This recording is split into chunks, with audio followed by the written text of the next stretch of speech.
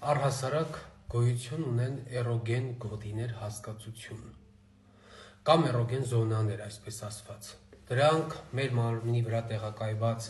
այն հատվածներն են, որոնց շփումը համբույրի տեսքով, չգիտեմ, ստիմուլյացիայի այլ եղանակներով առաջացնում է հաճելի զգացողություններ։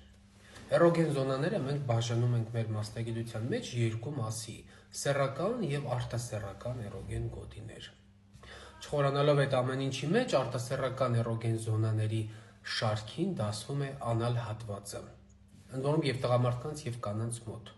Ընդ որում հստակ տարբերակում անցկացնել ասել տղամարդկանց մոտ ավելի քիչ է արտահայտված անալ հատվածի էրոգեն զոնայի,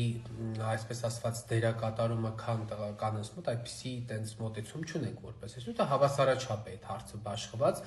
հավասարաչափ այն առումով, որ ամեն մարդ մոտ դա ինդիվիդուալ բնույթ է կրում, այսինքն մի հոգու համար կարող անալ հատվածը լինի էրոգեն զոնա, մյուս հոգու համար կարող չլինի, այսպես ասված, դա անհատական բնույթ է կրում։ Այն որ տղամարդկանց մոտ անալ հատվածի գրգռումը կարող է առաջացնել հաճույքի զգացողություն, դա նորմայի տարբերակ է, այդտեղ պետք չի ինչ-որ արտասովոր բան տեսնել։ 1. Հետո անալ հատվածի ստիմուլյացիան, եթե խոսքը վերաբերում է արտաքին ստիմուլյացիային, արտաքին սվինկտրի ստիմուլյացիային, դա մի քիչ այլ հարց է, բայց արդեն ունեք գործիքների ներհրումը կամ չգիտեմ մատի ներհրումը կարող է առաջացնել նաև շագանակագեղձի գրգռում մեխանիկական, որը նույնպես արդեն հաճույքի զգացողություն է պատճառում։ Բայց հարցը ինչքանով է նորմայի տարբերակ, որ ամուսնացած, ամուսնական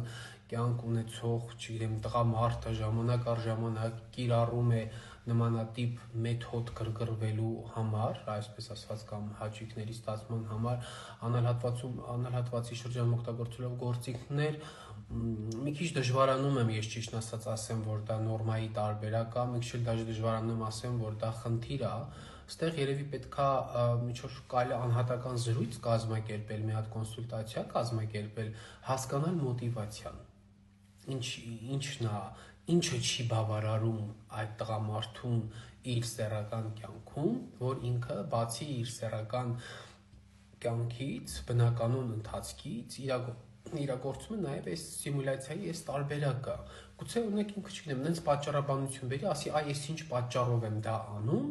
որ ես, չգիտեմ, որպես մասնագետ ասեմ, դե լավ, դա նորմայի տարբերակ է, հիմա պետք չի մարդուն բուժել,